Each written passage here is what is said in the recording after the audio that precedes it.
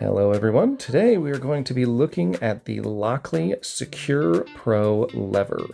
In today's episode we're going to be removing this residential lock. This one actually was a little tricky to get off. It has a threaded ring that if you do not know about it or are not aware of it, can definitely cause some problems. But luckily we have worked on a unit like this before and we're able to just pop it right off of there, no problem at all. Once the door is prepped, the door or the LOCKLY Secure Pro will fit onto standard openings such as 2 3/8 or 2 3/4 back set. We start off by opening the box and taking out all the paperwork, and I like to make sure that we have all of the parts first by dumping everything out, putting it all together, and making sure that all of the parts are actually complete in the package before we get started.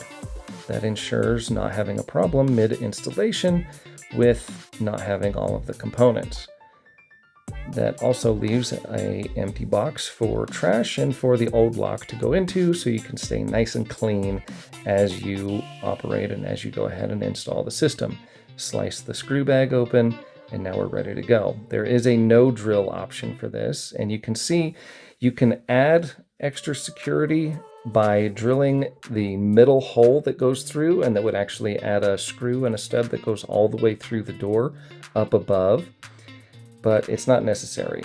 Here I was showing that the square portion needs to be lined up directly in the center of the door. So that's where that sliding feature, you can do a 2 3/8, which is most common for residential applications, the shorter back set, and you could do a 2 3/4 back set, which is more commercial. The first step you're going to want to do is take out the square spindle, and the square spindle is going to have a cotter pin. You're going to want to insert the cotter pin and the square spindle into the external housing, or the side with the keypad on it, and pin it in place and bend the cotter pin back. This lock is also not handed correctly, so we can field hand the lock by simply inserting the key, rotating it 90 degrees, and using the provided tool that looks like a little set of tongs, and push and depress both detents in at the same time, and then simply flip the handle over in the other direction. That is the external portion. Doing it on the inside is a little bit different.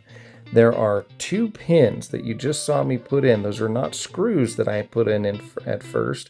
There are 2 alignment pins to allow you to actually align the lock properly, as you have adhesive on the back. Once you peel the adhesive, you want to make sure that you're sticking the lock in the correct position and that it's straight up and down.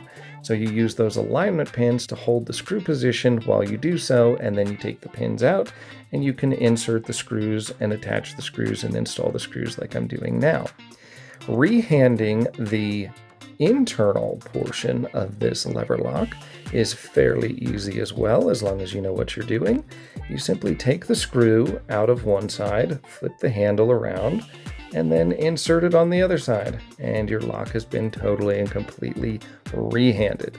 Next, I like to go ahead and plug the external portion in, or the keypad side into the internal portion, and then make sure you're not pinching the DPS or door position sensor wire down below. There's a little channel for it to go through, so make sure that it's going through that proper channel, and make sure that no wires are being crushed. That is the main hazard with bolting on the internal portion of the lock, is making sure no wires get crushed. Once you do that, then you simply install the 3 screws that are dark colored to match the finish, and then install the batteries. I highly recommend running the ribbon behind the batteries.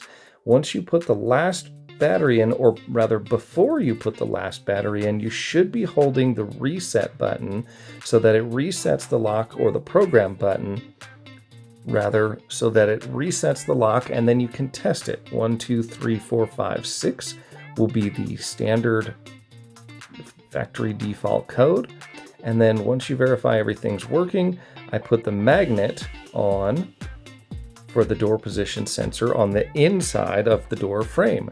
And there you have it. We've got the mechanical key override, and I test all of this before we hand it over to the customer.